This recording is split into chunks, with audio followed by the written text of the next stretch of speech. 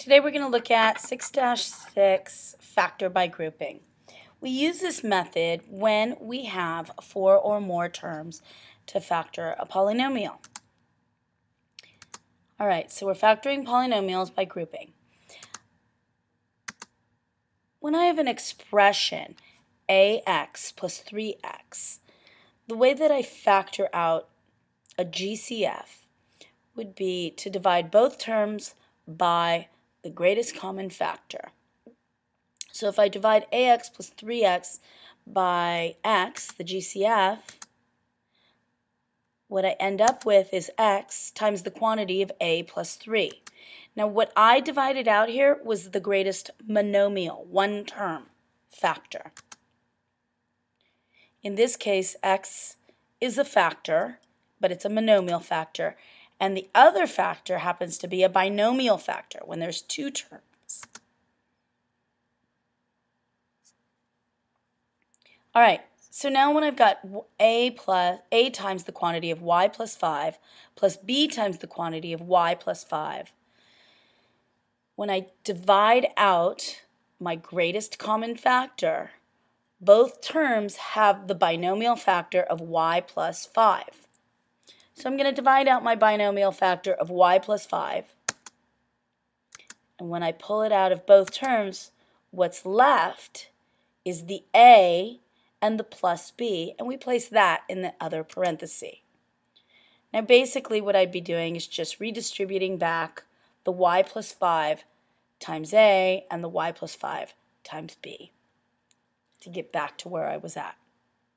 If you can do this skill, then we can factor by grouping.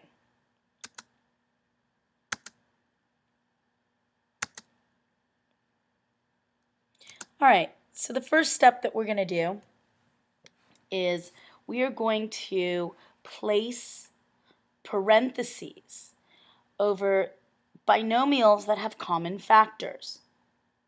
So I'm going to place my am and the 4a into parentheses, and I'm going to place my positive 3a and my 12 into a parenthesis.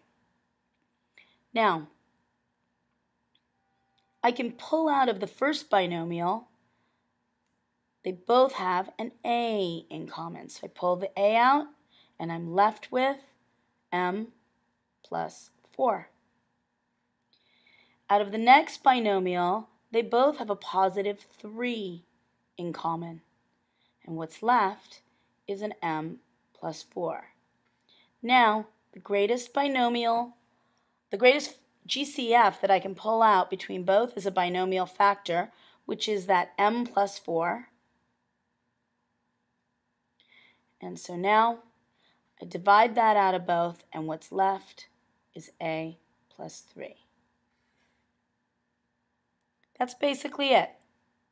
We use this. Please notice when we use this. We use this when we have more than 3 terms in our polynomial. Take a minute, watch the notes, record the notes, and let's move on.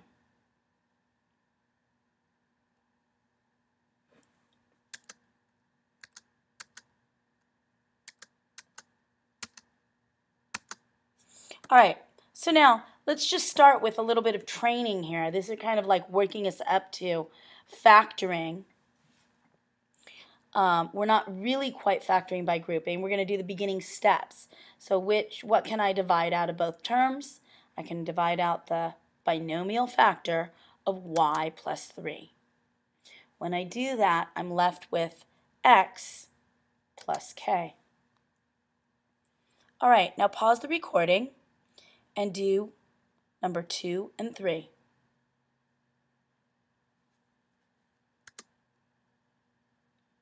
Now check your work. Number 2, we can divide out the quantity of x plus 2 out of both terms, and what's left is x squared plus 3. Now we can always check this. Remember, I'm going to do a quick little check. I'm going to check on number 1.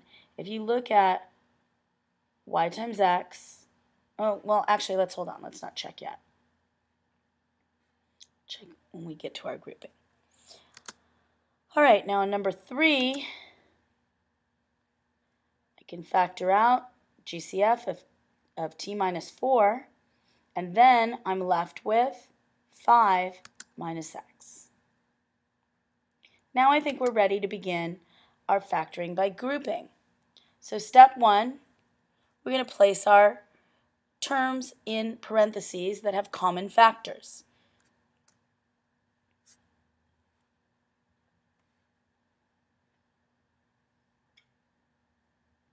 All right, so, okay. In the first binomial, I can divide out a common factor of a. And then I'm left with p minus 3. In the second term, I can divide out a common factor of plus b. I want you to identify whether it's plus or minus, because that's going to matter. It's going to be part, that plus sign right there is going to be part of our final answer. And what's left, so that it's matching the other binomial, is p minus 3. So what I have left, when I factor out my GCF of p minus 3, what's left is the a and then that plus b.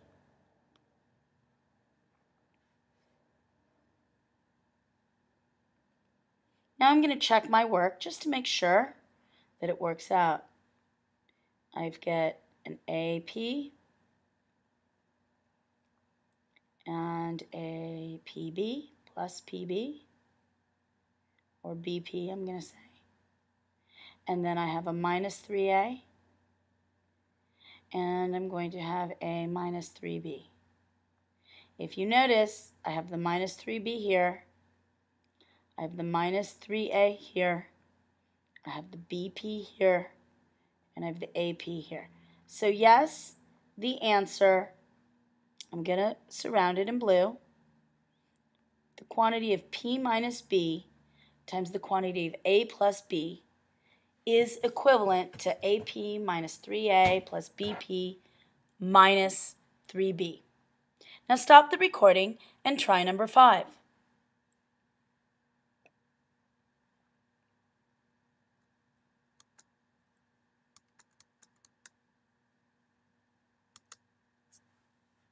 Now check your work.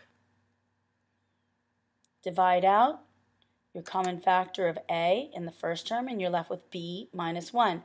Remember, when I divide AB by A, I'm left with a B. When I divide negative A by A, I'm left with negative 1. Divide the common factor of C, and I'm left with the factor of B minus 1. When I divide out my binomial factor of B minus 1, I'm left with A plus C. And that's our final answer. All right. Sometimes, now let's talk about some exceptions. Sometimes your terms are not in order. Now, I can do this in a number of different ways. If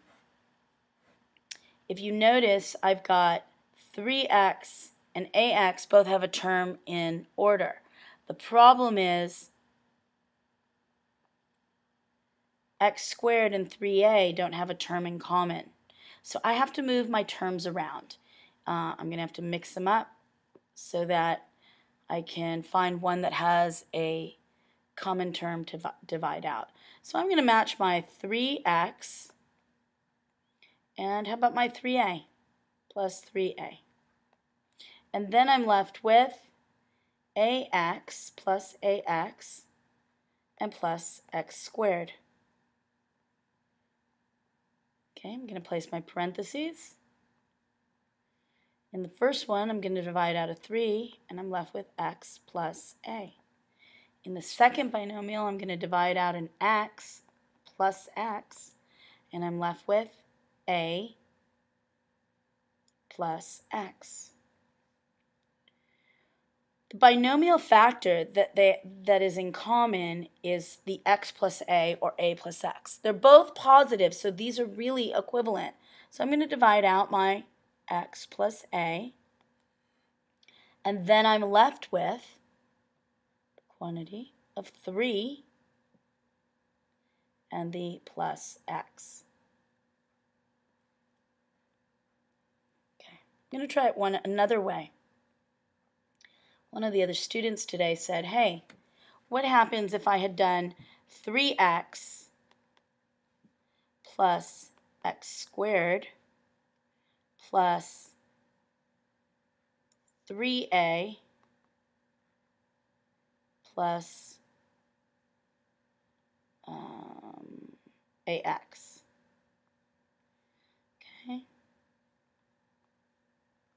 Okay, so the first one I'm going to divide out an x, and I'm left with 3 plus x. The next one I can divide out a plus a, and I'm left with 3 plus x. Final answer, I divide out my 3 plus x, and I'm left with a x plus a, which is the same answer. So it doesn't matter how I arrange them. I just have to arrange them with a common factor. Take a minute, copy the notes, and let's move on.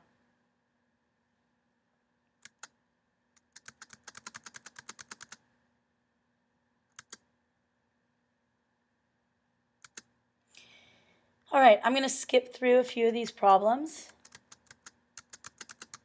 and look at a few more exceptions. Pause the recording if you'd like to look at these.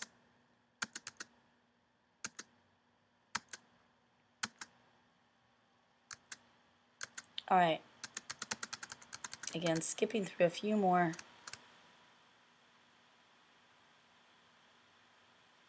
Looking at opposites. All right, let's take a minute and go back. I want to show you a situation where, notice in the first one, I'm going to, number 1, if I divide out an x out of my first term, and then I'm left with a b minus 9. And say the next time I'm dividing by, let's say, a 2. I can divide a 2 plus 2, and I'm left with 9 minus b. Now what I'm left with are opposites. b minus 9 is opposite 9 minus b. The b is positive in one and negative in the other. The 9 is negative in the first binomial and positive in the other. So what I need to do is actually manipulate the second binomial. I'm going to manipulate it by, instead of dividing out that positive 2, I'm going to divide out by a negative 2. So if I divide this out by a negative 2 out of 18. Remember, 18 divided by negative 2 is a negative 9. And negative 2b, let me do this off on the corner, negative 2b divided by 2 divided by a negative 2 will give me a plus b. Okay?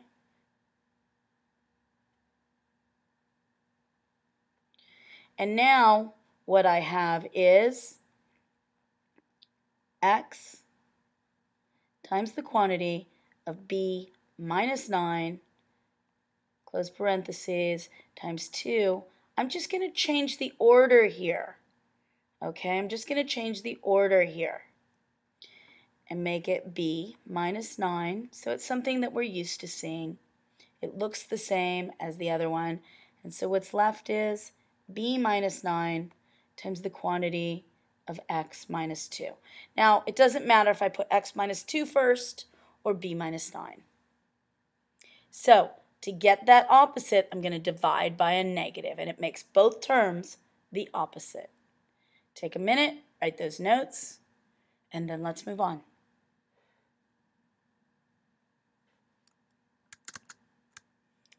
All right, moving on to another exception.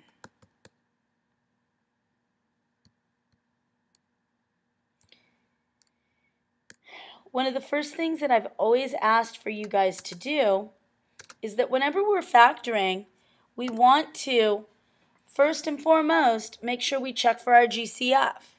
And so if you notice in this, there's 4 terms, so that means I factor by grouping. But before I do that, I always check for my GCF. So divide all terms by 2, and what's left is px plus 4p plus 3x plus 12.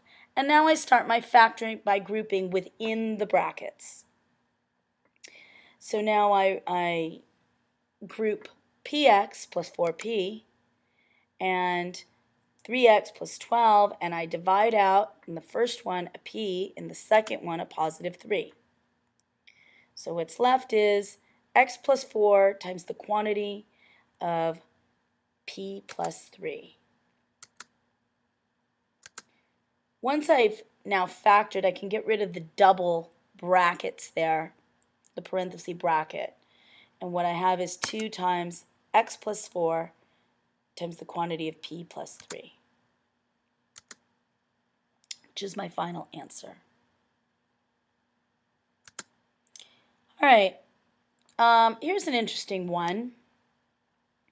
So I'm going to start by my factor by grouping. In the first one, I can divide out a y squared, and I'm left with x squared minus 1. In the second group, I can divide out a common factor of plus 9. Or actually, yeah, plus 9. And now I'm left with 1 minus x squared. I could have also done the divide out the negative 9. And that way, it's going to switch my terms to the opposite. Remember that? Instead of dividing out the plus sign, I'm going to take the opposite, and it will make all terms opposite. And so what's left is y squared minus 9 times the quantity of x squared minus 1. Now, is this the end? That's the question you have to ask yourself. And the answer is no, because what we're left with is a difference of squares. So I have to break down that x squared minus 1 to x plus 1, x minus 1, and then break down the y squared minus 9 to y plus 3 times the quantity of y minus 3. And that's finally completely factored. All right, so that's it for the lesson for today. Stop the recording and go and do the homework. And make sure you have your notes that you can show your teacher tomorrow.